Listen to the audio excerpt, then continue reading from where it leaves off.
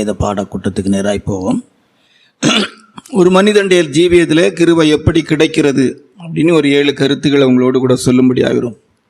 கிருபை எப்படி கிடைக்கிறது அப்படின்னு சொன்னால், ரோமருக்கு எழுதின நிருபம் 5ஆம் அதிகாரம் 2வது வசனத்தின்படியாக, ரோமர் 5ஆம் அதிகாரம் 2வது வசனத்தின்படியாக வாசிப்போம். அவர் மூலமாய் நாம் இந்த கிருபையில் பிரவேசிக்கும் ஸ்லாக்கியத்தை விசுவாசத்தினால் பெற்று நிலை கொண்டிருந்து. ஆமா, விசுவாசத்தினாலே கிருபை நமக்கு கிடைக்கிறது. எவ்வளவாய் தேவனை நாம் விசுவாசிக்கிறோமோ அவ்வளவாய் நம்முடைய ஜீவியத்தில் கிருபை நமக்குள்ளே பெருக ஆரம்பிக்கிறது. விசுவாசம் குறையும் போது கிருபை நம்முடைய லைஃப்பில் குறைவதற்கு வாய்ப்புகள் இருக்கிறது. அது நம்ம கிருபை எப்படி இழப்போம் அப்படிங்கிறதுல கொஞ்சம் பார்க்கலாம். இப்போ கிருபை நம்முடைய ஜீவியத்தில் விசுவாசத்தினால, தேவன் மேல் நமக்கு இருக்கிற விசுவாசம், நம்பிக்கை, இப்படிப்பட்ட காரியத்தினால நமக்குள்ள கிருபை பெறுகிறது. யாக்கோபின் புஸ்தகம் 4ஆம் அதிகாரம் 6வது வசனத்தின் அடிப்படையிலே கிருபை எப்படி கிடைக்கும், ஒரு தேவனுடைய பிள்ளை கிருபையை தனக்குள்ளே எப்படி பெருக்கிக் கொள்ளலாம், கிருபையில எப்படி வளரலாம் அப்படின்னு சொன்னா, யாக்கோபுடைய புஸ்தகம் 4ஆம் அதிகாரம் 6வது வசனத்தின் அடிப்படையிலே வாசிங்கள். அவர் அதிகமான கிருபையை அளிக்கிறாரே, ஆதலால் தேவன் பெருமையுள்ளவர்களுக்கு எதிர்த்து நிற்கிறார், தாழ்மையுள்ளவர்களுக்கும் கிருபை அளிக்கிறார். அதிகமான கிருபைகள் யாருக்கு கிடைக்கணும்? தாழ்மை உள்ளவர்களுக்கு கிருபை கிடைக்கிறார். தாழ்மை எந்த நிலவரத்திலும் நமக்கு நம்ம தன்னைத்தானே வெறுமையாக்கி அடிமையின் ரூபம் எடுத்து மனுஷ சாயலானார் அப்படிங்கிறது போல நமக்குள்ளே எவ்வளவுக்கு ஒரு தாழ்மையின் ஜீவியம், நான் சாந்தமும் மனத்தாழ்மையும் இருக்கிறேன் என்று இயேசுப்பா சொன்னது போல ஒரு தாழ்மையின் ஜீவியம் நமக்குள்ளே இருக்கும்போது கிருபை நமக்குள்ளே அதிகமாய் பெருகிறது. அதாவது கிருபை பெருகிறது. கிருபையில் நம்ம ரொம்ப வளரும். நல்ல தாழ்மை இருக்கிறவங்க கூட கிருபை எப்போவுமே இருக்கும். இன்றைக்கெல்லாம் அந்த தாழ்மையை நம்முடைய பெந்தோகோஸ்தே மார்க்கத்துக்குள்ள ஊழியர்கள் தெய்வ பிள்ளைகள் இடத்துல பார்க்கிறது ரொம்ப கடினமாக இருக்குது.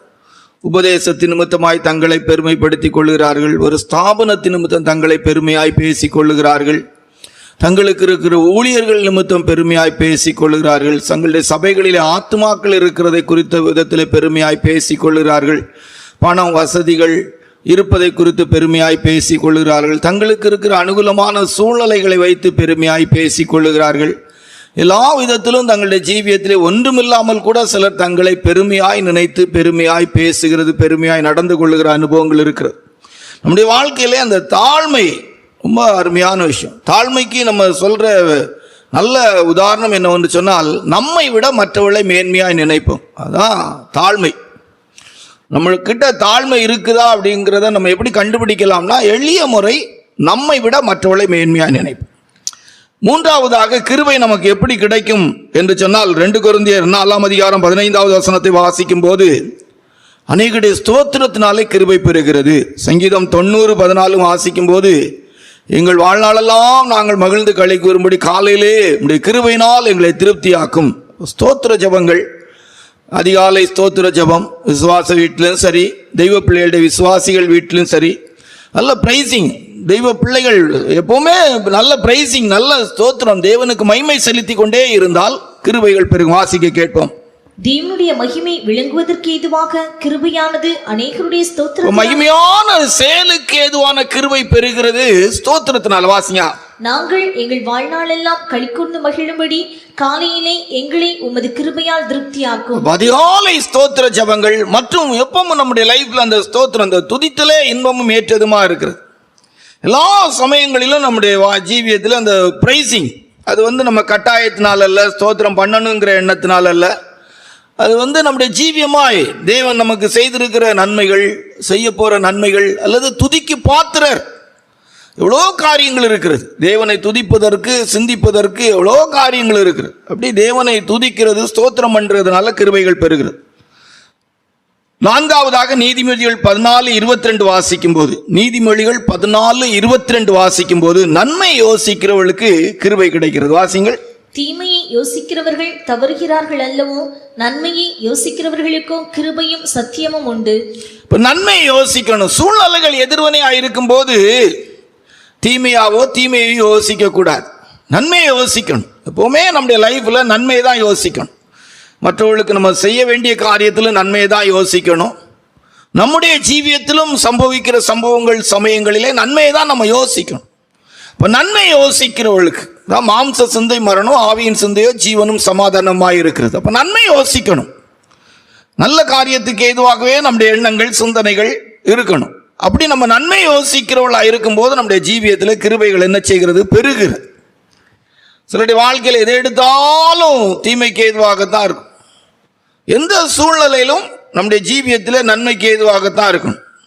தீமையையும் நன்மையாய் மாற்றக்கூடிய தேவன், மாறாவையும் மதுரமாய் மாற்றக்கூடிய தேவன், தண்ணீரையும் திராட்சரசமாய் மாற்றக்கூடிய தேவன், சாபத்தையும் ஆசீர்வாதமாய் மாற்றுகிற தெய்வம், கெட்டு போனதை கூட நல்லதாய் மாற்றக்கூடிய சர்வ வல்லமுள்ள தேவன். அப்படி நம்முடைய லைஃப்ல அந்த எல்லா சூழ்நிலையில் நன்மையை தான் யோசிக்கணும். நம்முடைய மனது நன்மையினால் நிரம்பி, கர்த்தரின் மேய்ப்பராய் இருக்க நான் தாழ்ச்சியடைன், என் ஜீவனுள்ள நாளெல்லாம் நன்மையும் கிருபையும் தான் என்னை பின்தொடரும். அப்போ கர்த்தர் நம்முடைய வாழ்க்கையில் மேய்ப்பராய் இருக்கிறார்னு சொல்லக்கூடியவருடைய லைஃப்ல எப்பவுமே நன்மைதான். எனக்கெல்லாம் அன்றியோடைய தீர்மானத்தின் அழைக்கப்பட்டவளாய் தேவனிடத்தில் அன்பு கூறுவதும் சகலமும் நன்மைக்கு ஏதுவாய் நடக்கிறது. அப்போ கிருபை பெருகுவதற்கு நம்முடைய வாழ்க்கைக்குள்ளே நன்மையான சிந்தனைகள், நம்முடைய ஆவியின் பகுதியிலே, மனதின் பகுதியிலே நம்ம எப்பவுமே நன்மை யோசிக்கிறவளா இருக்கும். ஐந்தாவதாக எபேசியர் 6:24, எபேசியர் 6:24, 2 பேதுரு 1:2 இந்த வசனங்களை வாசிக்கும் போது தேவனை குறித்த அறிவும் தேவன் மேல் இருக்கிற அன்பு நமக்கு இருக்கும்போது கிருபை பெறுகிறது. வாசிங்க எபேசியர் 6:24. நம்முடைய கர்த்தராகிய இயேசு கிறிஸ்துவினிடத்தில் அழியாத அன்புடனே அன்பு கூறுகிற யாவரோடும் கிருபை உண்டாயிருப்பதாக. அழியாத அன்புடனே அன்பு கூறுகிறவர்களுக்கு என்றென்றைக்கும் நம்முடைய ஜீவியத்தில் ஆண்டவர் தான் அன்புக்குரியவங்க. அது ஒவ்வொருவரும் தங்களுடைய வாழ்க்கையில் அவருடைய அன்பை ருசிக்கிறதும் அவரை நேசிக்கிற பகுதி அவங்களுக்கு தான் தெரியும். நான் பிரசங்கத்தில் சொல்லுகிறதுனால உங்களுக்கு அது சரியாக இருக்குது அப்படின்னு சொல்ல முடியாது, இல்லை எனக்கு சரியாக இருக்குன்னு சொல்ல முடியாது. நம்முடைய லைஃப்பில் ஆண்டவர் மேலே மட்டும்தான் அன்பு இருக்குதுன்னா, அவருடைய அன்புக்குள்ளே நம்ம பார்த்தோன்னா ஒரு அறிவு இருக்கும். பார்த்தீங்கன்னா 2 பேதுரு புஸ்தகம் 1:2 வசனத்தை வாசிக்கும் போது வாசிங்க. தேவனையும் நம்முடைய கர்த்தராகிய இயேசுவையும் அறிகிற அறிவினால் உங்களுக்கு கிருபையும் சமாதானமும் பெருக கடவுது. ஆமா, அப்ப இங்க அந்த எப்படி கிருபை வரும்னா, அந்த அன்பு நம்ம ஒன்றின் மேல இருக்கும்னா அதை ரொம்ப என்ன சொல்லலாம், அதே குறிச்ச எண்ணங்கள், சிந்தனைகள், நினைவுகள், வாஞ்சைகள் அதை ஆராய்ச்சி பண்ணக்கூடிய இடத்துல இருக்கும். அதான் நமக்கு முக்கியமானதா இருக்கும். அன்பு நமக்கு இருக்கு, ஒன்றின் மேல் அன்பு இருக்கு, ஒருவர் மேல் நமக்கு அன்பு இருக்குன்னா எப்பவுமே அது நமக்குள்ள, அதுதான் நம்முடைய சிந்தனையாய், வாஞ்சியாய், விருப்பமாய், அதை குறித்து அறிவதற்கு அதோடு கூட நமக்கு தொடர்பு எப்பவுமே இருந்துகிட்டு இருக்கும். அப்படி அழியாத அன்பு கூறுகிறவர்களோடு கூட கிருபை இருப்பதாக. அதனால்தான் ஒன்றான மெய்தேவனாகிய உம்மை நீர் அனுப்பின இயேசு கிறிஸ்துவை அறிவதே நித்திய ஜீவன். அப்படி நம்முடைய லைஃப்ல உண்மையா இயேசப்பா மேல அன்பு இருக்குமானா அவங்களையே குறித்து நமக்கு ஒரு எண்ணம் இருக்கும். எப்போ வருவாங்க, எப்போ பார்க்கலாம், ஆண்டவருடைய சத்தம் கேட்கணும். அப்படி அது என்ன சொல்லலாம், தேவனையே குறித்து நம்முடைய ஆங்கிலத்தில் சொல்லுவாங்க ஒரு வார்த்தை அஃபெக்ஷன். அப்படிதானா, ஒரு அஃபெக்ஷன், ஒரு ஈர்ப்பு இருந்துகிட்டே இருக்கும் நமக்கு. அந்த உண்மையா உலகத்தில் பார்த்தீங்கன்னா யார் மேலேயா நமக்கு ஒரு அன்பு இருந்தா அவங்க கூட நமக்கு அவங்க எப்படி இருக்கிறாங்கிறதோட நம்ம அவங்க மேல ஒரு அஃபெக்ஷனா, ஒரு ஈர்ப்பு இருந்துகிட்டே இருக்கும். அதுபோல இயேசப்பா மேல அழியாத அன்பு கூறுவர்களுக்கு கிருபை உண்டாயிருப்பதா. 6வது சங்கீதங்களின் புஸ்தகம் 103:11 வாசிக்கும் போது, சங்கீதம் 103:11 வாசிக்கும் போதும், பிரசங்கி 12:13 வாசிக்கும் போது வாசிங்க. பூமிக்கு வானம் எவ்வளவு உயரமா இருக்கிறதோ அவருக்கு பயப்படுகிறவர்கள் மேல் அவருடைய கிருபையும் அவ்வளவு பெரிதா இருக்கிறது. இங்க கிருபைக்கு அளவு சொல்லி இருக்கிறத பார்த்தா ஆச்சரியமா இருக்கு. தேவனுக்கு பயப்படுகிறவர்கள் மேல பூமிக்கு வானம் எவ்வளவு உயரமா இருக்கு, அவ்வளவு கிருபை. எப்படி இந்த கிருபையை அளவிட முடியும் அப்படின்னு சொன்னா, சங்கீதக்காரன் அளவிடுறதுக்கு ஒரு அளவுகோல் வச்சிருக்கிறார். பூமிக்கு வானம் எவ்வளவு தூரமோ அவ்வளவு கிருபை இருக்கும். யாருக்கு? கர்த்தருக்கு பயப்படுறவள். கர்த்தருக்கு பயப்படுறவள் எப்படி வாழ்வாங்கிறதுக்கு வேதம் முழுவதும் நிறைய அதிகமான காரியங்கள் இருக்கு. பிரசங்கி 12:13 வாசிக்கும் போது, பிரசங்கி தன்னுடைய புஸ்தகத்தை எழுதி முடிக்க வேண்டிய நேரம் வந்தபோது, காரியத்தின் கடைத்தொகையை கேட்போமாக வாசிங்க. காரியத்தின் கடைத்தொகையை கேட்போமாக, தேவனுக்கு பயந்து அவர் கற்பனைகளை கைக்கொள், எல்லா மனுஷர் மேலும் விழுந்த கடமை. ஆமா, அப்போ தேவனுக்கு பயப்படுகிறவள் தேவனுடைய கற்பனைகளை கை கொள்வார்கள் அப்படின்னு எழுதிட்டார். ஆபிரகாம் மகனை கொண்டு பலி செலுத்து அப்படின்னோன்னா கொண்டு போய் பலி செலுத்துவதற்கு ரெடியாகி, பலி செலுத்துவதற்கு கத்தி எடுக்க நேரம் ஆண்டவர் தடுத்து நிறுத்த சொல்ல, இப்பொழுது நீ பயப்படுகிறவன் என்பதை அறிந்திருக்கிறேன். தேவனுக்கு பயப்படுகிற பயம், பூமிக்கு வானம் எவ்வளவு உயரமா இருக்கு அவ்வளவு பெரிய கிருபை. அப்பா, இதுக்கு மேல கிருபை எப்படி விஸ்தாரப்படுத்தி சொல்றது? இதுக்கு மேல எவ்வளவு பெரிய கிருபை இருக்குன்னு சொல்றது. கிருபை எப்படி கிடைக்கும் அப்படின்னா அப்போஸ்தலர் 4ஆம் அதிகாரம் 33வது வசனத்தின் அடிப்படையில், அப்போஸ்தலர் 4:33 அடிப்படையில் வாசிங்க. கர்த்தராகிய இயேசுவின் உயிர்த்தெழுதலை குறித்து அப்போஸ்தலர்கள் மிகுந்த பலமாய் சாட்சி கொடுத்தார்கள். அவர்கள் எல்லார் மேலும் பூரண கிருபை உண்டாயிருந்தது. உயிர்த்தெழுதல் என்பதே வரப்போகிற நித்திய ராஜ்யத்தின் அனுபவத்தை காட்டுகிறது.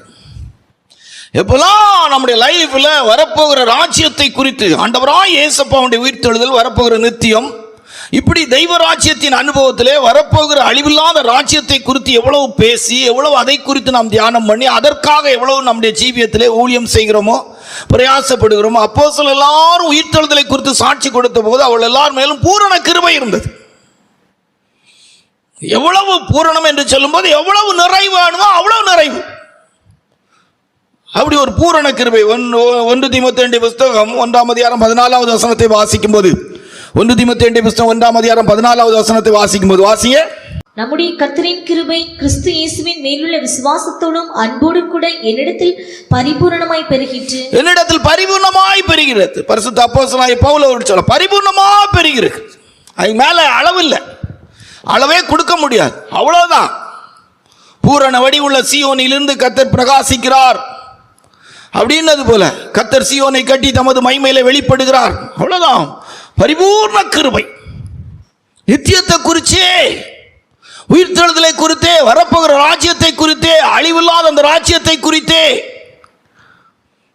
தங்களுடைய வாழ்க்கையில யாரெல்லாம் அதை குறித்து பிரசங்கித்து அதே தங்களுடைய வாழ்க்கையாய் மாற்றிக்கொள்ள வேண்டும் என்று விரும்பி அதற்கேற்ற விதத்தில் ஊழியம் செய்கிறார்களோ, தெய்வ பிள்ளைகள் அதற்கேற்ற விதத்தில் வாழ்கிறார்கள், வாழ விரும்புகிறார்களோ, ஒப்பு கொடுக்கிறார்கள் மேல பரிபூர்ண கிருபை இருக்கு.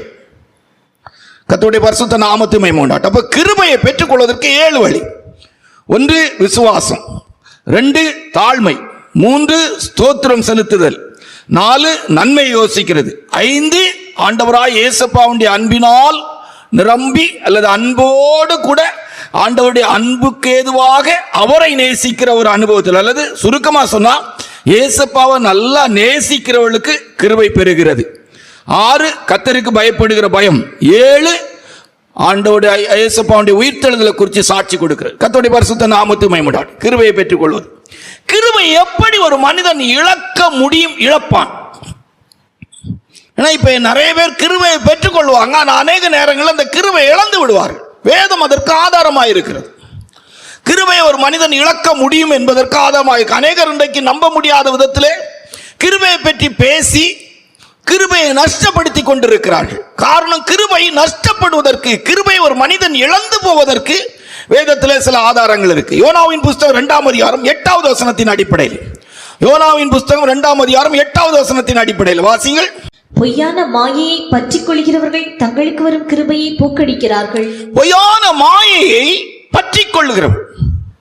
சூரியனுக்கு கீழே எல்லா மாயை, அழிவுக்குரிய ஒன்றின் மேல் மனிதன் நம்பிக்கை உடையவனாக, அழிவுக்குரிய ஒன்றின் மேல் மனிதன் ஆர்வமுடையவனாக மாறும்போது அவனுடைய வாழ்க்கையின் கிருபையை அவன் இழந்து விடுகிறான். அவன் எவ்வளவு கிருபை பெற்றிருந்தாலும் அந்த கிருபை அவனுடைய வாழ்க்கையிலே நஷ்டத்துக்கு ஏதுவாய், நஷ்டப்படுகிற விதத்திலே அவனுடைய ஜீவியம் மாறிவிடுகிறது. அல்லது அவன் சுருக்கமாய் சொன்னால் அவனுக்கு இருக்கிற கிருபை அவனை விட்டு விலகி கொண்டே இருக்கும்.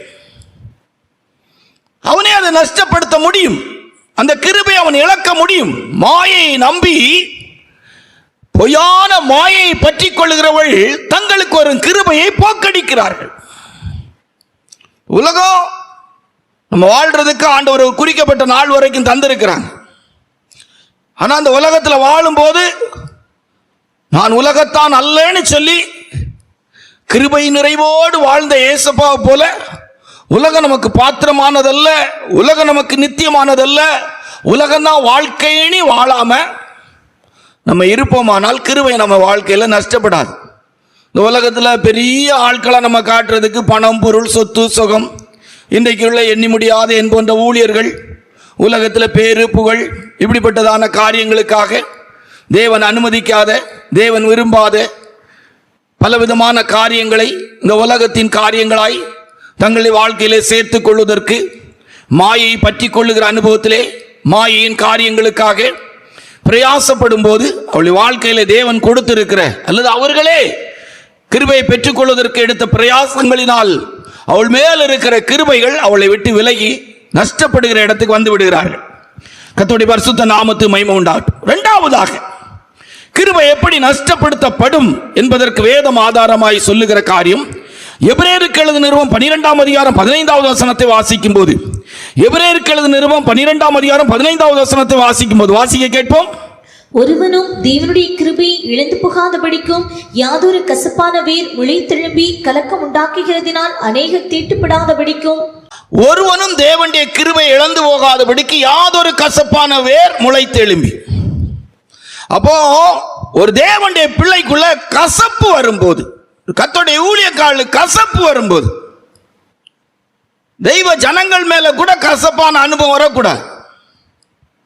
யாதொரு கசப்பான வேர் முளைத்தெழும்பி. சிலருக்கு சிலர் மேல பகை, வெறுப்பு இப்படியெல்லாம் இருக்கும். அப்படியெல்லாம் இருந்தனா கிருபை தானாவே இழந்துகிட்டே இருப்போம். சிலர் மேல எரிச்சல் இருக்கும். சிலர் குறிச்சு யோசித்தாலே அவங்களுக்கு எரிச்சல் வரும். இப்படியெல்லாம் அந்த கசப்புக்குரிய தன்மைகள் ஜீவியத்தில் வந்துட்டனாலே போதும், கிருபை தானாவே இழந்துருவாங்க. ஏன்னா கர்த்தருடைய பிள்ளைகள் கசப்பு வரும்போது மன்னிக்க முடியாதவள் என்பதை வேதம் நமக்கு சொல்லிக் கொடுக்கிறது. மன்னிக்கிற தன்மை உள்ளவளுடைய வாழ்க்கைக்குள்ளே கசப்பு இருக்காது, இருக்க முடியாது. அதனால் தான் நீங்கள் கபடற்ற புறாவை போல இருங்கள், நீங்கள் புறாவை போல இருங்கள். பரிசுத்த ஆவியானவர் வரும்போது புறாவின் ரூபம் கொண்டு, புறாவுக்குள்ள எழுத்தின்படியே பித்தப்பை அப்படிங்கிறது கிடையாது.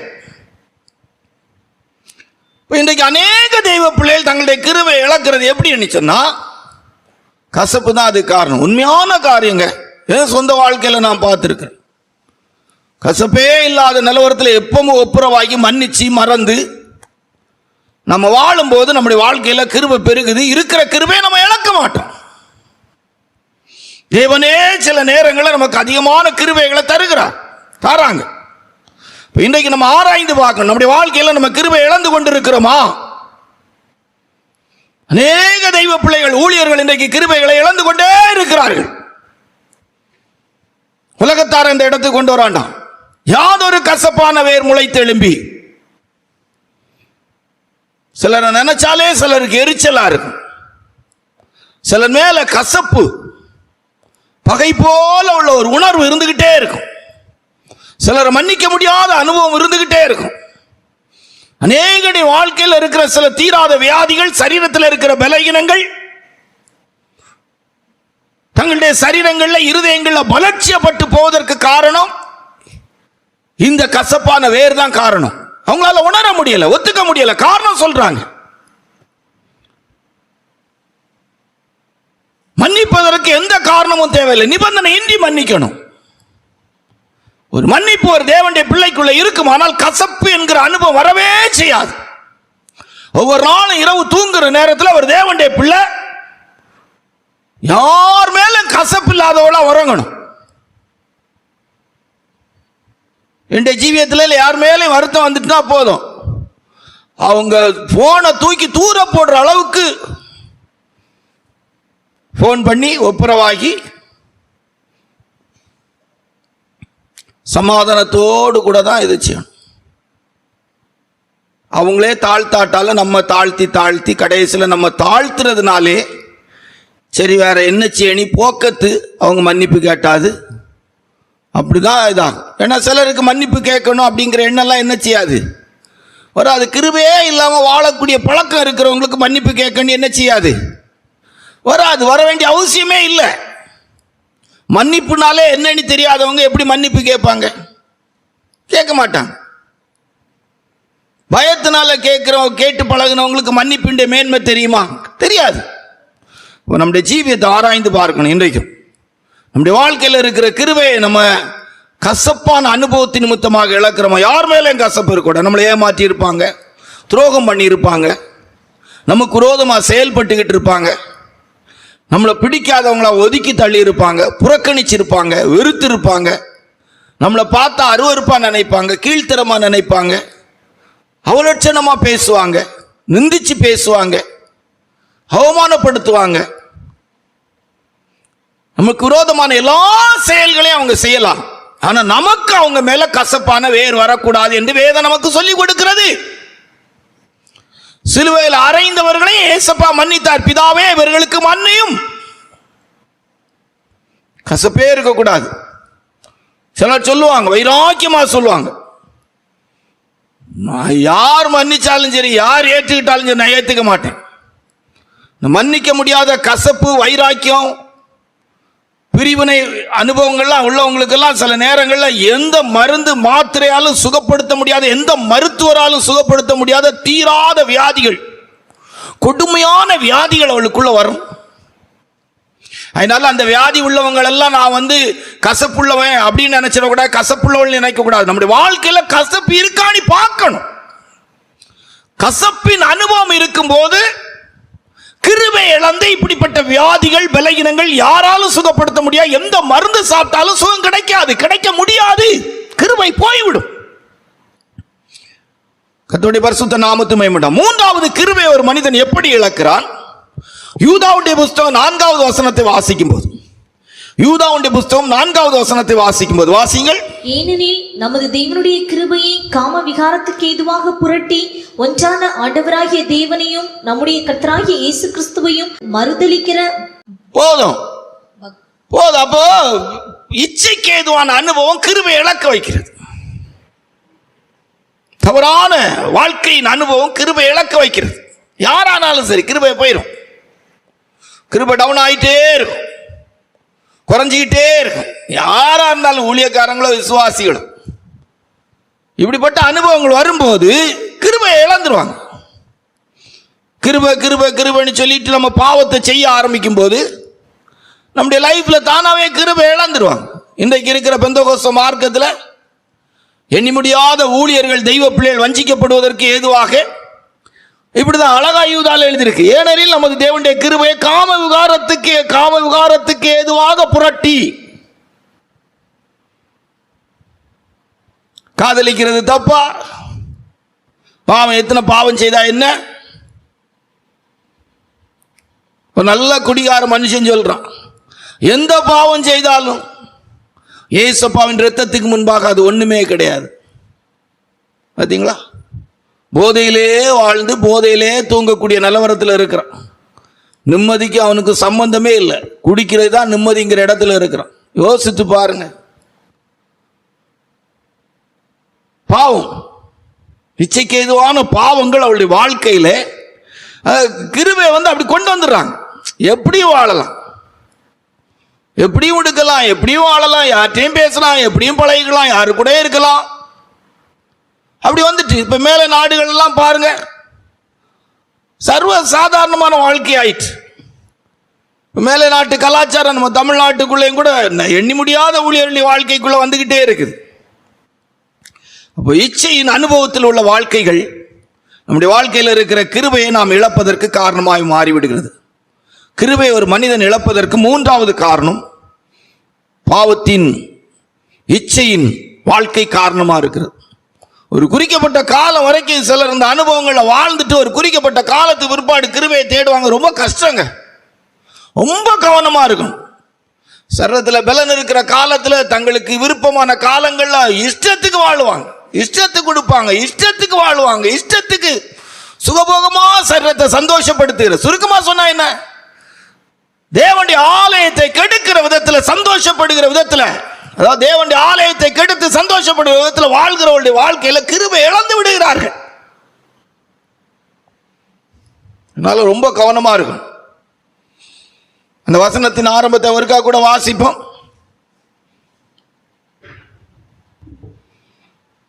ஏனெனில் நமது தேவனுடைய கிருபையை காம விகாரத்துக்கு ஏதுவாக புரட்டி. பாத்தீங்களா? கர்த்தருடைய பரிசுத்த நாமத்துக்கு மகிமை. நான்காவதாக, கிருபை ஒரு மனிதன் எப்படி இழப்பான், கிருபை எப்படி இழக்கப்படும் என்பதை ஆதியாகமம் 19ஆம் அதிகாரம் 19வது வசனத்தை வாசிக்கும் போது, ஆதியாகமம் 19ஆம் அதிகாரம் 19வது வசனத்தை வாசிக்கும் போது வாசிங்கள். உமது கண்களில் உமது அடியேனுக்கு கிருபை கிடைத்ததே, என் பிராணனை காக்க தேவரீர் எனக்கு செய்த கிருபையை பெரிதாக விளங்க பண்ணினீர். மலைக்கு ஓடிப்போக என்னால் முடியாது, தீங்கு என்னை தொடரும், நான் மரித்து போவேன். கர்த்தருடைய பரிசுத்த நாமத்துக்கு மகிமை உண்டாகட்டும். இங்க மலைக்கு ஓடி போனாரு. லோத்துடைய வாழ்க்கையில் அந்த கிருபை இல்லாத ஒரு சாப சந்ததிக்கு தகப்பனாய் மாறிவிட்டார். ரொம்ப விஸ்தாரப்படுத்தி இதை பேச வேண்டாம். இந்த கண்களே எனக்கு கிருபை கிடைத்தது அப்படின்னு சொல்றார். இந்த கிருபை தவறான தெரிந்து கொள்ளுதலினால் அவர் இழக்கிறார். ஆண்டவர் சொல்றாங்க மலைக்கு ஓடிப்போ. இல்ல ஆண்டவரே முடியாது. அப்போ கீழ்ப்படியாமை, தவறான தெரிந்து கொள்ளுதல் நம்முடைய வாழ்க்கையில கிருபை இழக்க வைக்கிறது. கர்த்தர் உன்னை பார்த்து சொல்றார், நம்மளால செய்ய முடியாத ஒரு காரியத்தை கூட ஆண்டவர் நம்மளை செய்ய சொல்லவே மாட்டாங்க. எத்தனை பேர் விசுவாசிக்கிறீங்க? அல்லேலூயா. நம்மளால முடியாத ஒரு விஷயத்தையும் நம்ம கிட்ட கர்த்தர் செய்ய சொல்ல மாட்டார். நம்ம சில நேரங்களில் சிலர்கிட்ட சொல்லுவோம், கர்த்தர் உங்களை ஊழியத்துக்கு அழைச்சா வருவீங்களா? சான்ஸே இல்லை, வரவே மாட்டேன். சான்ஸே இல்லை, வரவே மாட்டேன். அதெல்லாம் முடியாது, அதெல்லாம் முடியாது. அப்ப அந்த இடத்துல வரும்போது லோத்துவ போலதான் அவங்க செலக்ஷன் இருக்கிறது. இப்ப கிருபை இழந்து போய் விடுவார்கள். யாரா இருந்தா என்ன இருக்கு? யாரா இருந்தா என்ன இருக்கு? இன்னைக்கு அநேகருடைய லைஃப்ல அப்படிதான் இருக்கிறாங்க. லோத்துவ பார்த்து ஆண்டவர் சொல்லார், மலைக்கு ஓடிப்போ, இழுத்து வெளியே கொண்டு வந்து விட்டு மலைக்கு ஓடிப்போ. அப்படியெல்லாம் ஆண்டவரே, உடைய கண்கள் எனக்கு கிருபை கிடைத்தது. அடுத்த வசனத்தை வாசிங்க, 20வது வசனத்தை வாசிங்க. இதோ அந்த ஊர் இருக்கிறதே, இதோ அந்த ஊர் இருக்கிறதே, நான் அதற்கு ஓடி போகத்தக்கதாய் அது கிட்ட இருக்கிறது, சின்னதுமாய் இருக்கிறது. என் பிராணன் பிழைக்க நான் அங்கே ஓடி போகட்டும், அது சின்ன ஊர் தானே. ஆண்டவருக்கே ஆலோசனை சொல்லி அங்க போனாரு. அங்க இருந்தாங்களா? இல்ல. இன்னைக்கு அப்படிதான். ஆண்டவருடைய சித்தத்துக்கு மாறாக நாம் செயல்படும் போது, சித்தத்துக்கு மாறாக நம்முடைய வாழ்க்கையில தெரிந்து கொள்ளுதலை வைக்கும் போது, சித்தத்துக்கு மாறாக ஆண்டவர்கிட்ட நம்ம ஜெபிக்க ஆரம்பிக்கும் போது கிருபை தானாவே இழந்து போய்விடுகிறது, தானாவே குறைந்து போய்விடுகிறது. ஆவிக்குரிய தெய்வ பிள்ளைகளுடைய லைஃப்ல ஆராய்ந்து பார்க்கணும். கடந்த காலங்களில் நம்முடைய வாழ்க்கையில கிருபை இழந்ததற்கு 4வது காரியம், ஆண்டவர் கிருபையாய் சோதம் கொமோரா விட்டு வெளியே இழுத்து கொண்டு வந்து விட்டாங்க. விட்டு மலைக்கு ஓடிப்போ. இந்த மலை அநேக ஆவிக்குரிய அர்த்தங்களை சொல்லும். அன்றைக்கு எழுத்தின்படியே லோத்துவை பார்த்து மலைக்கு பெயரப்பா, உன் சந்ததி ஆசீர்வாதமான சந்ததியா இருக்கும்னு சொல்லி ஆண்டவர் சொன்னாங்க. உன் போகல. சின்ன ஊர், சின்ன ஊர், சின்ன ஊர். பார்த்தீங்களா, அழகா சொல்றான். இதோ அந்த ஊர் இருக்கிறதே, நான் ஓடி போகத்தக்கது அது கிட்ட இருக்கிறதே, சின்னது மாய், சின்னது மாய். இப்படி சின்ன சின்ன ஆசைகள், சிற்றின்பங்கள். வேத வசனத்தில் வாசித்தா முட்களின் அனுபவத்தை தான் அந்த சிற்றின்பங்கள் சொல்லுது. அவன் பார்த்தான், ஓடி போக கஷ்டம். தேவன் நம்மிடத்தில் சொல்றது இன்னைக்கு நமக்கு கஷ்டமா இருக்குது. தேவன் சொல்றது நமக்கு செய்யறது கஷ்டமா இருக்குது. இல்ல ஆண்டவரே, அப்படி இல்ல ஆண்டவரே, வாய்ப்பே இல்லை ஆண்டவரே, சான்ஸே இல்லை ஆண்டவரே, அதெல்லாம் முடியவே முடியாது ஆண்டவரே, அதெல்லாம் எனக்கு தேவையே இல்லை, அப்படியெல்லாம் எனக்கு இருக்க வேண்டியதே இல்லை. நான் பார்த்துருக்கேன் அப்படியெல்லாம் பீத்தின கேஸ் எல்லாம். ஒன்றுக்கும் இது இல்லாமல் தான் போயிருக்கும் பீத்தல். தேவனுடைய வார்த்தைக்கு மாறாக, தெய்வ சுத்தத்துக்கு மாறாக நம்முடைய லைஃப்பில் நம்ம தெரிந்து கொள்ளும் போது கிழிஞ்சிரும், தைக்க முடியாது. எங்க மிஷின் இருக்கு தைக்கிறதுக்கு? கவனமா இருக்கணும் இந்த விஷயத்துல. கிருபை பெற்ற ஜனங்கள் ரொம்ப கவனமா இருக்கணும். கிருபையில் நம்ம எடுக்கும்போது மரியாதை குறித்து எடுத்ததா தான், கிருபை பெற்றவளே வாழ்க, நான் ஆண்டவருக்கு அடிமை, நான் ஆண்டவருக்கு. என்னால் அந்த வார்த்தையெல்லாம் கிரகிச்சு அதெல்லாம் எனக்கு இந்த கற்பனைக்குள்ள கொண்டே வர முடியல. கிரகிக்க முடியாத விஷயமா தோணிட்டு இருக்குது. எப்படி அந்த சகோதரி அந்த வாலிபத்தி நாட்கள் அதை ஏற்றுக்கொண்டாங்க அப்படிங்கிறது என்னுடைய வாழ்க்கையில எனக்கு ஒரு பெரிய கேள்வியாவே இருக்குது.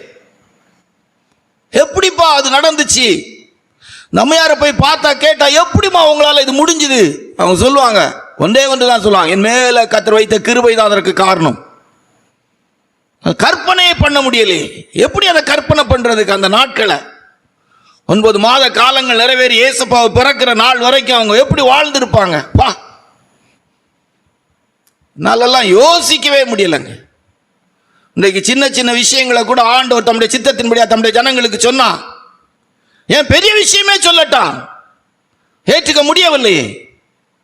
ஆபிரகாமை பார்த்து நீ கொண்டு போய் மகனை பலியிடுன்னு சொன்ன கொண்டு போய் பலியிட்டாங்களே. இன்னைக்கு ஒரு தெய்வ ஜனத்துக்கு உங்க பிள்ளைகளை பொம்பளை பிள்ளையா வளங்க, பையங்களை ஆசீர்வாதமா வளங்கன்னா கேட்க முடியலை. கத்தருக்கேற்ற பிள்ளைகளை அவங்க பிள்ளைகள் வளங்க அப்படின்னா கேட்க முடியலே. உலக பிராரமான ஆடம்பரத்துக்குரிய விதத்தில் உள்ள அழிவுக்குரிய விதத்தில் வளர்க்காதுங்க. வேதம் சொல்றது போல வளங்க. தெய்வ சித்தத்தின்படி உங்க பிள்ளைகளை படிக்க வைங்க.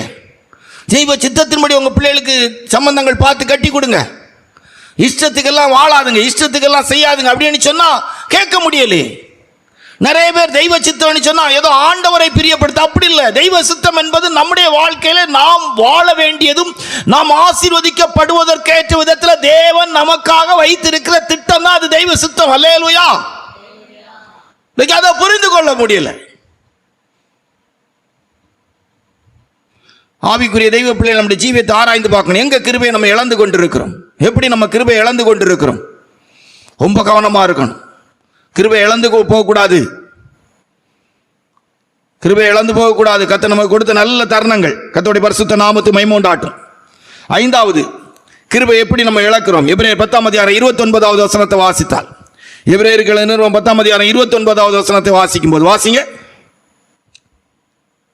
தேவனுடைய குமாரனை காலின் கீழ் மிதித்து தன்னை பரிசுத்தம் செய்த உடன்படிக்கையின் இரத்தத்தை அசுத்தம் என்றெண்ணி கிருபையின் ஆவியை நிந்திக்கிறவன் எவ்வளவு கொடிதான ஆக்கினைக்கு பாத்திரமானா இருப்பான் என்பது. அப்ப என்ன நிந்திக்கிறது? நிந்திக்கிறது அப்படிங்கிறது என்னன்னா, தேவன் மேல இருக்க நம்பிக்கை, விசுவாசம் போய் அதே அவிசுவாசம், அவநம்பிக்கை, இந்த மாதிரிப்பட்டது தான் இந்த காரியம். தேவன் மேல இருக்கிற அன்பு, தேவன் மேல இருக்கிற விசுவாசம், தேவன் மேல இருக்கிற நம்பிக்கை, தேவனை பற்றி இருக்கிற தைரியம் எல்லாம் நம்மளை விட்டு போய் தேவனை குறித்த அறிவு இதெல்லாம் நஷ்டப்படும் போது தான் நிந்திக்கிற இடத்துக்கு வருவாங்க. தேவனுடைய குமாரனை காலின் கீழ் மிதித்து தன்னை பரிசுத்தம் பண்ணின உடன்படிக்கை இரத்தத்தை அசுத்தம் என்று எண்ணி கிருபையின் ஆவியை நிந்திக்கிறன் எவ்வளவு கொடிதான் ஆக்கினைக்கு பாத்திரவானாய் இருப்பான் என்பதை யோசித்து பாருங்கள். கிருபையின் ஆவி நிந்திக்கிறது. என்ன பெரிய கிருபை, என்ன பெரிய உபதேசம், என்ன பெரிய சபை, என்ன பெரிய ஊழியம், ஆமா பெரிய கிறிஸ்தவ ஜீவியம். சிலர் சொல்லுவாங்க, ஆமா வந்து என்ன கிடைச்சிது, நான் பைபிள் எடுத்தேனால எனக்கு என்ன கிடைச்சிது, இந்த கோயிலுக்கு வந்தேனால என்ன கிடைச்சிது, இந்த சபைக்கு வந்தேனால என்ன கிடைச்சி, என்ன கிடைக்கணும்? 100 கிலோ தங்க கட்டி வாங்கி நெஞ்சில் வச்சு கட்டி விட்டுருவோமா?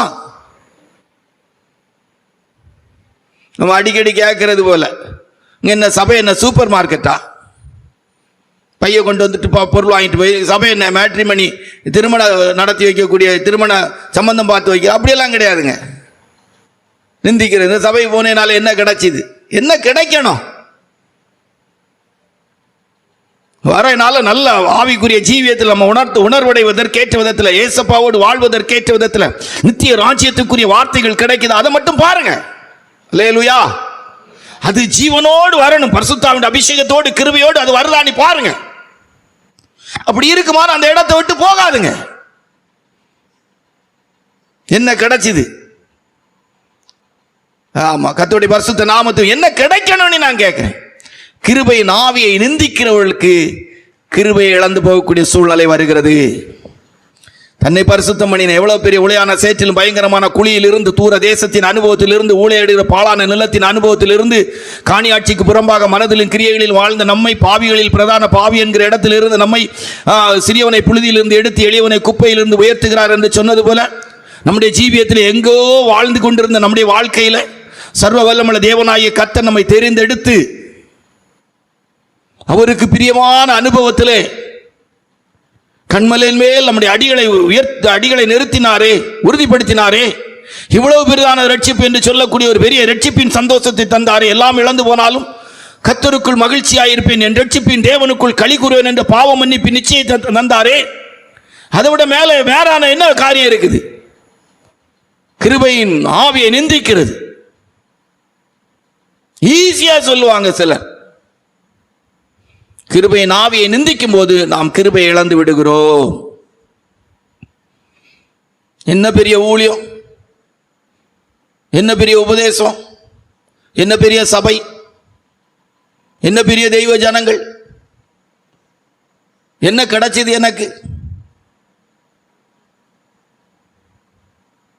அப்படின்னு சொல்லுவாங்க. அப்படியெல்லாம் ஆண்டவரை நிந்திக்கவே கூடாது. அல்லேலூயா. வார்த்தையை சொல்றதுக்கு கஷ்டமா இருக்குது. எவ்வளோ நல்ல தெய்வம், எவ்வளோ அன்புள்ள தெய்வம். உட்கார்ந்து யோசித்து பாருங்க.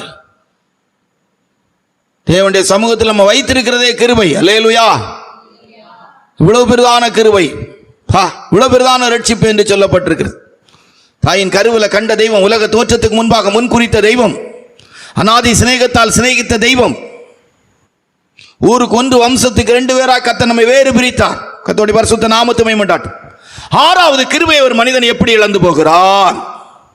கலாத்தியர் 5:4 வசனத்தின் அடிப்படையிலே, கலாத்தியர் 5:4 வசனத்தின்படியாக ஆசிங்க. நியாயப்பிரமாணத்தினால் நீதிமான்களாக விரும்புகிற நீங்கள் யாவரும் கிறிஸ்துவை விட்டு பிரிந்து கிருபையின்றி விழுந்தீர்கள். ஆமா, நியாயப்பிரமாணத்தினால் நீதிமான்களாக்கப்படுகிறது. நியாயப்பிரமாணம் பிரமாண வாழ்க்கை மாதிரி. நியாயப்பிரமாணம் அப்படிங்கிற பிரமாண வாழ்க்கை, நியாயப்பிரமாணம் இருதய கடினத்தின் நிமித்தமாய் கொடுக்கப்பட்டது. நாம் இப்ப ராஜரிகமான கிருபையின் பிரமாணத்துக்கு வந்திருக்கிறோம். நியாயப்பிரமாணத்தினால் நீதிமான்கள் ஆக்கப்படுகிறது. இதுல பரிசுத்த பவுல் இந்த நியாயப்பிரமாணத்தில் முக்கியப்படுத்துகிற ஒன்று விருத்த சேதனம். அப்போஸ்தலனாகிய பவுல் அவர்கள் இதில் முக்கியப்படுத்துகிற ஒன்று இந்த நியாயப்பிரமாணம் சொல்வது விருத்த சேதனத்தின் அனுபவம். அன்றைக்கு யூதர்கள் இஸ்ரவேல்னு சொன்னா விருத்த சேதனம் பண்ணியிருக்கணும். இப்படி சடங்காச்சாரமான சில விஷயங்களை இன்னைக்கு முக்கியப்படுத்தி எத்தனையோ சபைகள் கிருபையிலிருந்து விழுந்தாச்சு. சில சபைகளில் நகை போட்டால் கல்யாணம் பண்ணி வைக்க மாட்டாங்க. ஆனால் நகை போட்டவங்கள நல்ல என்ன வாங்குவாங்க? காணிக்கை வாங்கிடுவாங்க. நகை போட்டால் சபையில் என்ன செய்ய மாட்டாங்க? கல்யாணம் பண்ணி வைக்க மாட்டாங்க. நகை போட்டவங்கள்ட்ட என்ன செய்வாங்க? காணிக்கை வாங்கிடுவாங்க. மருந்து எடுத்தால் என்ன செய்ய மாட்டாங்கன்னா சபையில் கொண்டு வச்சு பாட்டு பாடி ஆராதனை நடத்த மாட்டாங்க. ஆனால் மருந்து எடுக்கிறவங்க கொடுத்த காணிக்கையெல்லாம் வாங்கி இவங்க நல்லா தின்னுவாங்க. மருந்து எடுத்து செத்து போயிட்டாங்கன்னா வீட்டில் போய் ஜெபம் பண்ணி அப்படியே கல்லறைக்கு என்ன செய்வாங்க? கொண்டு போயிடுவாங்க. மருந்து எடுத்து செத்தவங்களை சபையில் கொண்டு வச்சு பாட்டு பாடியெல்லாம் ஆராதனை நடத்தி கொண்டு போக மாட்டாங்க. ஏன்னா அவங்க எப்போ பரலோகத்துக்கு போக மாட்டாங்க அப்படின்னு சொல்லி சபைக்கு உள்ள மருந்து எடுத்து செத்தவங்க வந்துட்டா சபை தீட்டுப்பட்டுரும். சபை என்ன செய்கிறோம்?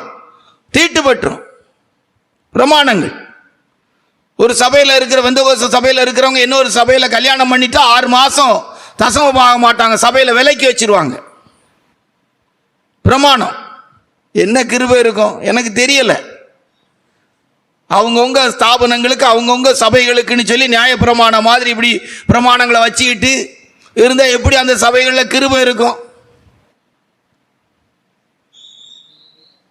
எனக்கு தெரியல. இப்படியெல்லாம் பிரமாணம் வச்சிருக்கிறாங்க.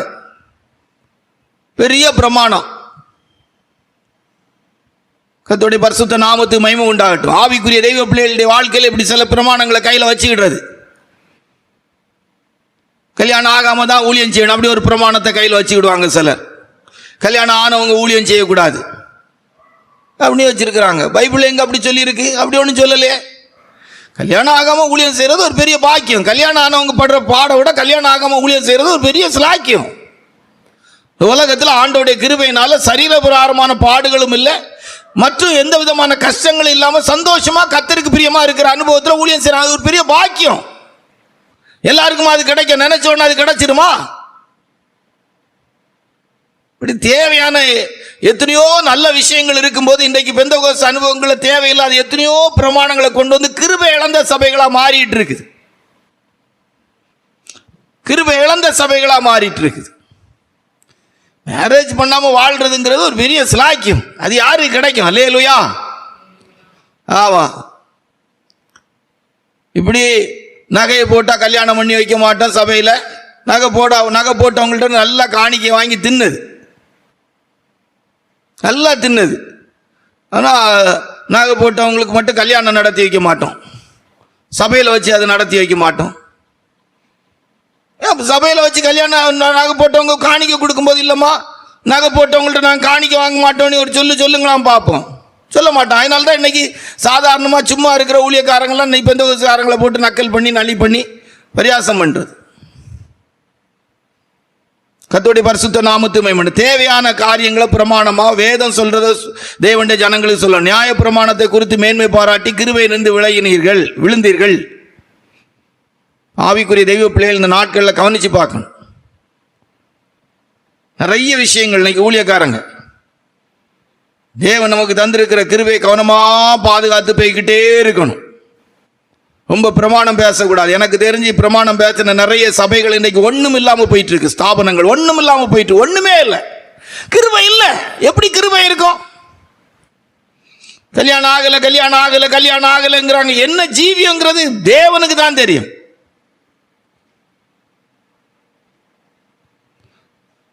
ஆண்டோடைய பரிசுத்த நாமத்து மகிமை உண்டாட்டு. 7வது கிருபை ஒரு மனிதன் எப்படி இழப்பான் என்று சொன்னால் 1 நாளாகமம் 17ஆம் அதிகாரம் 13வது வசனத்தின்படி, 1 நாளாகமம் 17:13 வாசிங்க. நான் அவனுக்கு பிதாவாய் இருப்பேன், அவன் எனக்கு குமாரனாய் இருப்பான். உனக்கு முன்னிருந்தவனை விட்டு என் கிருபையை நான் விலக பண்ணினது போல் அவனை விட்டு விலக பண்ணாமல்.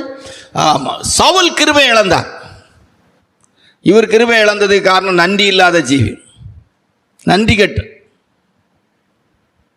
சாமுவேல் தீர்க்கதரிசியை தேடி போகும்போது கையில் பண்டமும் இல்லை, சக்கரமும் இல்லை. ஒரு வேலைக்காரன்ட்ட உள்ள சில்லறையை வச்சு போய் பார்த்துட்டு வந்தாங்க. அப்படி ஆண்டவர் எளிய ஒரு நிலவரத்திலிருந்து ஒரு ராஜாவாக மாற்றினார். ஆனால் இப்படி வாழ்க்கையில் அந்த நன்றிங்கிறதே இல்லை. நன்றி இல்லாமல் நம்ம பேச ஆரம்பிச்சிட்டா, நன்றி இல்லாமல் நடக்க ஆரம்பிச்சிட்டா கிருபை இழந்துடும். கர்த்தருடைய ஊழியக்காரங்க தான் முதல்ல அந்த இடத்துல உணரணும். தெய்வ ஜனங்களை கொண்டு தான் கர்த்தர் சபையை போஷிக்கிறார். கர்த்தர் தான் போஷிக்கிறார். அதுக்கு பயன்படுத்தப்படும் தெய்வ ஜனங்கள். நன்றி இருக்கணும். வாங்குற காணிக்கைக்கு, கிடைக்கிற காணிக்கைக்கு நன்றியா இருக்கணும். கொஞ்சம் கொளுத்துட்டுனா இதாயிடக்கூடாது. விசுவாசிகளை பார்த்து, தெய்வ பிள்ளைகளை பார்த்து அற்பமாக பேசுறது, அற்பமாக நடத்துறது, அற்பமாக நினைக்கிறது, இதெல்லாம் இருக்கக்கூடாது. ஊழியக்காரர்களுக்கு நன்றி இருக்கணும். நான் நம்ம ஊழியக்காரங்கள்ட்ட அடிக்கடி சொல்லேன், கர்த்தருடைய கிருபையினால ஜனங்கள் கொடுக்கறதுல தான் நம்ம வாழ்ந்துகிட்டு இருக்கிறோம். நம்ம புசித்து குடிக்கிறது எல்லாம் ஆண்டோடைய கிருபையினால தெய்வ ஜனங்கள் கொடுக்கிறது. நன்றி மறந்துடக்கூடாது. தேவனுடைய வீட்டில் கொண்டு வந்து கர்த்தர் நம்மளை மகிழ பண்ணுகிறார் அப்படின்னு சொன்னால் அது தேவனுடைய கிருபை.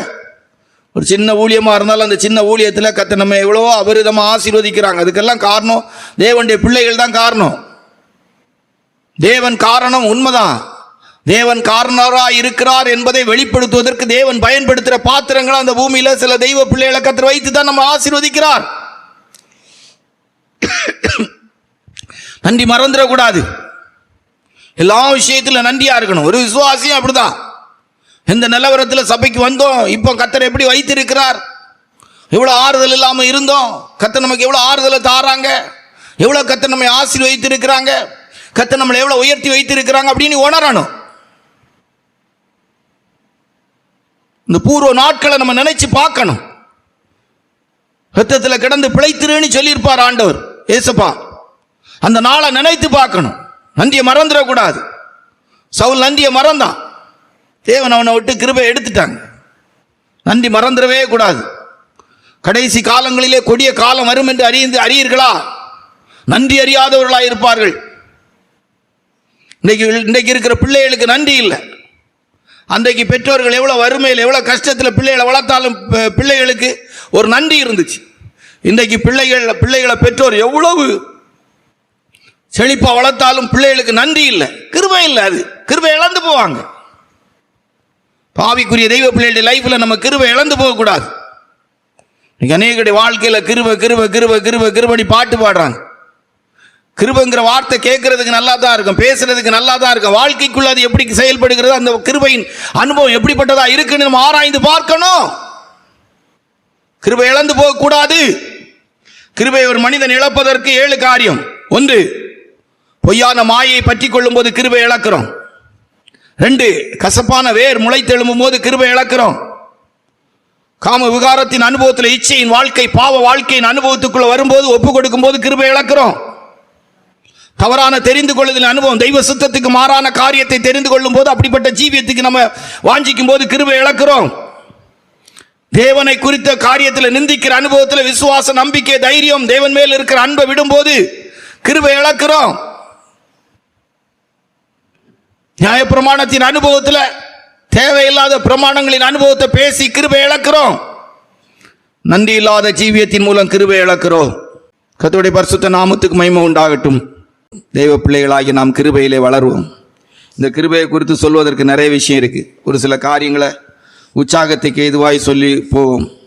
மனிதனுடைய வாழ்க்கையில் தேவனுடைய கிருபை வரும்போது, ரோமர் 3ஆம் அதிகாரம் 24வது வசனத்தின்படி, நீதிமான் என்கிற இடத்தை அவன் தேவனால் பெற்றுக்கொள்கிறான். கிருபை ஒரு மனிதனுக்குள்ளே வரும்போது ரோமர் 3:24 வாசிக்கும் போது, இலவசமாய் அவருடைய கிருபையினாலே கிறிஸ்து இயேசுவில் உள்ள மீட்பை கொண்டு நீதிமான்களாக்கப்படுகிறார். கிருபை ஒரு மனிதனை நீதிமான் என்கிற இடத்துக்கு கொண்டு வருகிறது. ரோமர் 5:16 வசனத்தின்படியாக குற்றங்களற்றவனாக நீதிகரிக்கப்பட்டவன் என்கிற இடத்துக்கு அவனை கொண்டு வருகிறது. வாசிங்கள். மேலும் ஒருவன் பாவம் செய்ததினால் உண்டான தீர்ப்பு தேவன் அருளும் ஈவுக்கு ஒப்பானதல்ல. அந்த தீர்ப்பு ஒரே குற்றத்தின் நிமித்தம் ஆக்கணைக்கு ஏதுவாய் இருந்தது. கிருபை வரமோ அநேக குற்றங்களை நீக்கி நீதி வழங்கும் குற்றமற்றவன் என்கிற இடத்துக்குள்ளே ஒரு மனிதனை கிருபை கொண்டு வந்து நிறுத்துகிறது.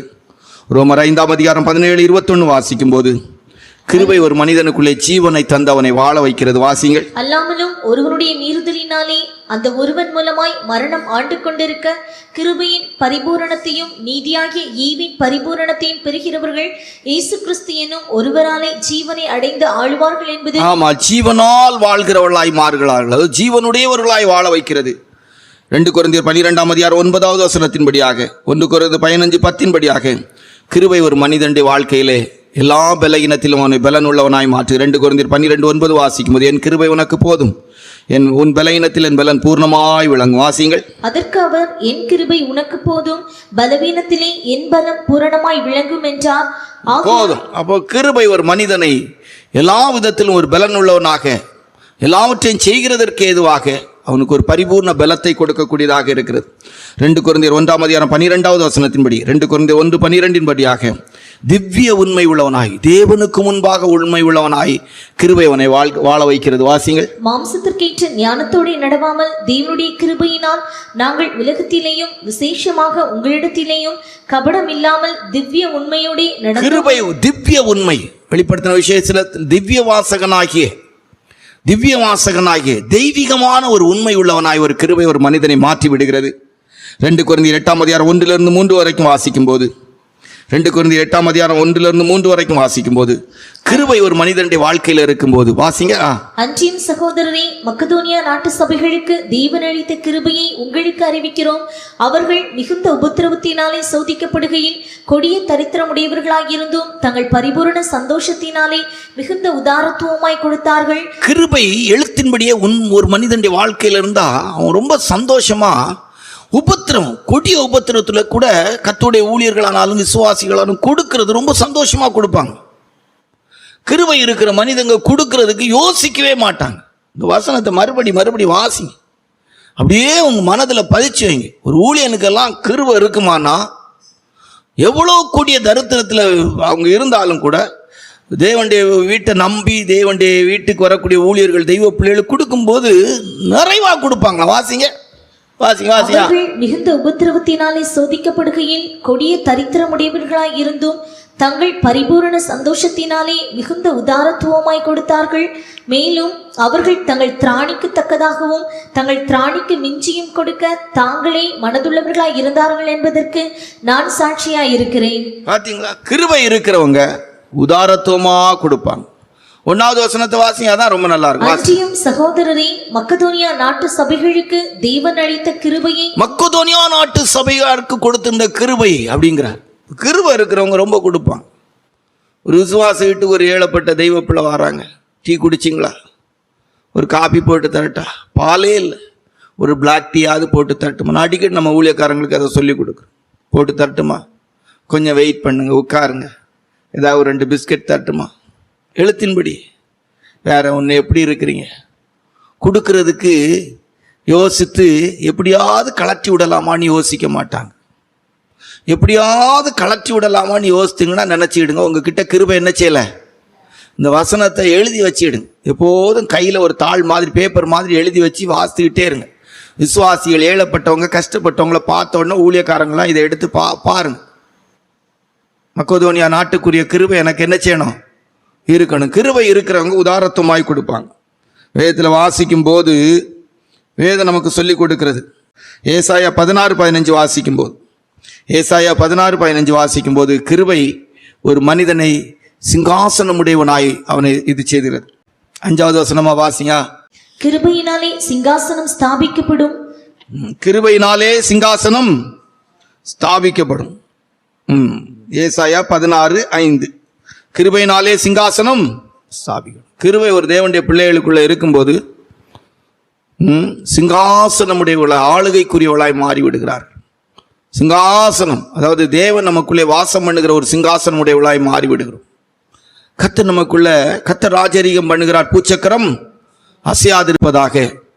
சியோன் அது மகாராஜாவின் நகரம், எருசலேம் அது மகாராஜாவின் நகரம். அப்போ ஒரு தேவனுடைய ஊழியக்காரர்களுக்குள்ள, தெய்வ பிள்ளைக்குள்ள கிருபை இருக்குமானா, தேவன் வாசம் பண்ணுகிற ஒரு சிங்காசனம் அவங்களுக்குள்ள என்ன செய்யுது? ஸ்தாபிக்கப்பட்டு விடுகிறது. அப்போ கிருபை ஒரு மனிதனுடைய வாழ்க்கையில் இருக்கும்போது ஒரு 7 விஷயத்தை இப்போ சொன்னோம். அவன் நீதிமானமாக்கப்படுகிறான், குற்றமற்றவன் என்கிற இடத்துக்கு வருகிறான். கிருபை ஒரு மனிதனுடைய வாழ்க்கையில ஜீவன் தந்து அவனை வாழ வைக்கிறது.